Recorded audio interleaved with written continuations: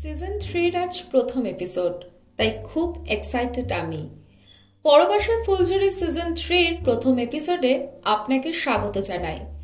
আজ ইউরোপের এক আন্দোলন বা নিয়ম সম্পর্কে গল্প শোনাবো আপনাকে।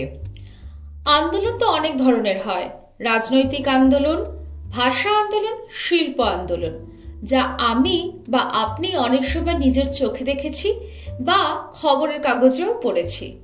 কিন্তু ইউরোপে পা রাখার পরে আমি দেখেছি এখানকার মানুষজন প্রকৃতি বা নেচারকে বাঁচিয়ে রাখার জন্য কত পরিশ্রম করেন। এছাড়া প্রতি উইকেন্ডে বাড়ির সামনের রাস্তা পরিষ্কার করা এটি একটি কর্তব্যের মধ্যে পড়ে।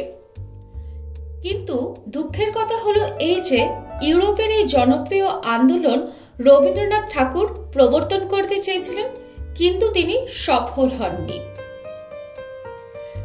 রবি ঠাকুরের এই আদর্শ ইউরোপের লোকেরা নিপুণভাবে অনুসরণ করেছে। এছাড়া প্রতিদিনই মোটামুটি রাস্তা পরিষ্কারের জন্য সরকারি বাহিনী তো আসেই।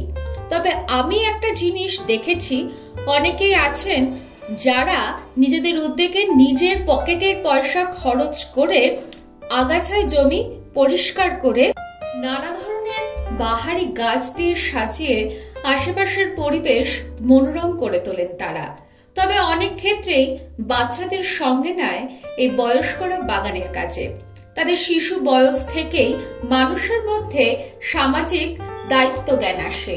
তবে ইউরোপের সব লোকই যে সৌন্দর্য সচেতন তা মানে এরকম ধারণা একেবারেই ভুল।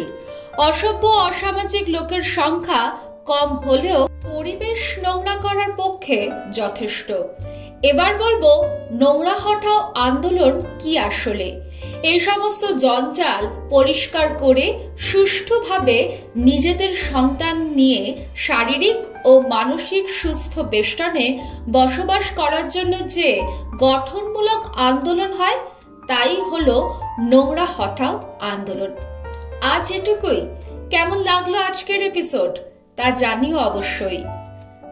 আর ফিরবো আবার আগামী সপ্তাহে। Till then, tata.